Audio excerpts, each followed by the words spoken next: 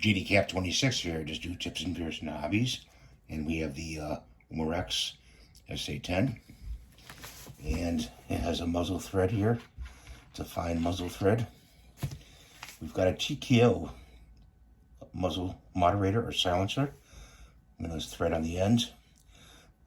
You just go to TKO, ask Mike there for this moderator, and purchase it from him. Thread's on there nicely. And of course, we're gonna test the sound on this. I have it unloaded as far as pellets, so it's on there pretty tight. That's what it looks like. Let's wrap the slide and let's give it a whirl.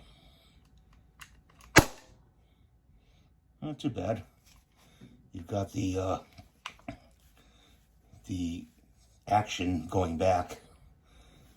Okay, let's try one more time. It's not too bad. So we gotta let that hammer down. Let the hammer down like that. You press the hammer like that and let the hammer down by hand. And you're in double action now.